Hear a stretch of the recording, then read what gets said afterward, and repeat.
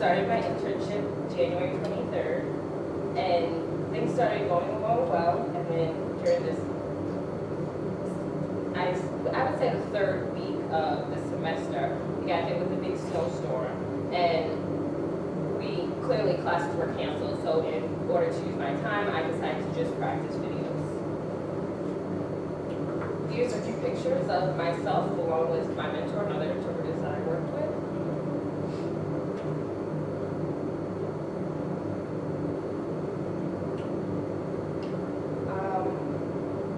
My mentor's name is Sandra Blum. She's on the end of the picture over there. I found her when I did my fifth period at Milneck Interpreting Services in 2012-2013. In the beginning, I was looking for a mentor, but then someone told me that I could use my field period resources, and so that's what I did. I contacted her, and she was more than happy to have me mentor her.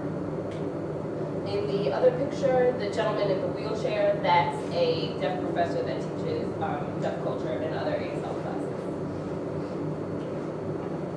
My hours, I completed 58 A hours, which consists of interpreting. B hours, I did 209, and for C hours, I did 73.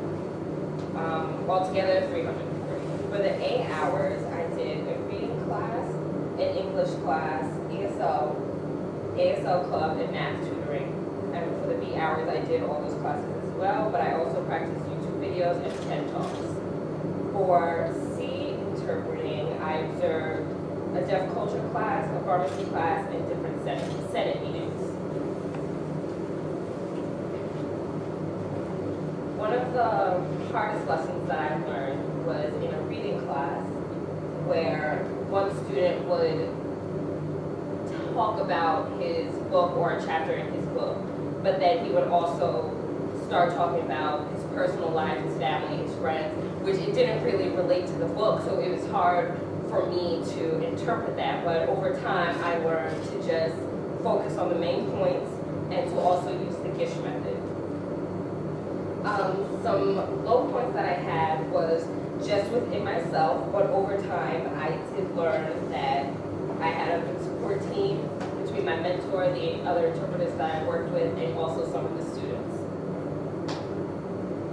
Another hard lesson would be when too many people were talking at one time.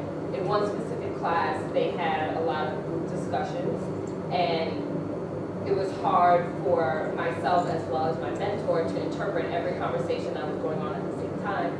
So what we did was either we would tell the teacher that we need one person to talk at once, or we would tell the students, because it was hard for the interpreter to interpret everybody at the same time. And the last hard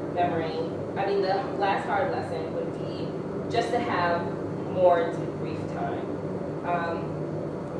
My mentor has 2 kids, one 10 months and one 2 months. It was kind of hard to have more debrief time because we would go to class and then have a little time to debrief, then she would go feed her daughter, and then we would go right back into class again. So it was kind of hard to have more debrief time, but I was able to, work with other interpreters and talk with them.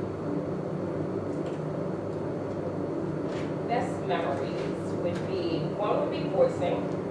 Voicing is not my best yet, but throughout my internship, I have been told that I did a good job, which really helped me and boosted my confidence.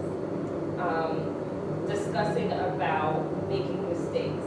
I learned that it is okay to make mistakes. Professional interpreters make mistakes every day, and in order to be okay with making mistakes, you need to have fun and be professional. Also, letting myself know that I'm good at interpreting.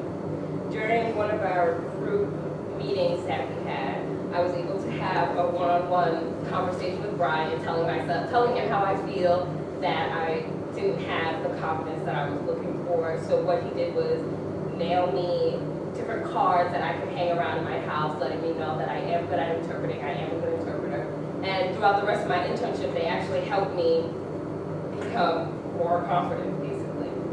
And lastly, meeting interpreters was definitely a good memory because not only was I able to work with my mentor, but I also got to meet other people as well, including the students that I work with.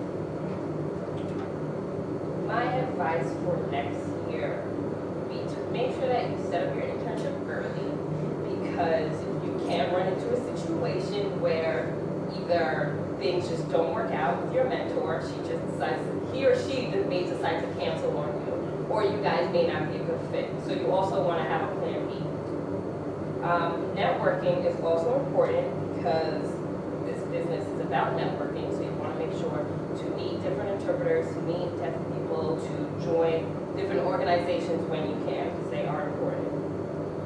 And make sure to have a separate notebook for when you're counting your hours, because during your internship, things are going to be going so fast that you won't have time to go to the wiki page or the Google Drive. So you want to make sure to have a separate notebook or a binder. I have both, and it helped me. And lastly, make sure to have fun.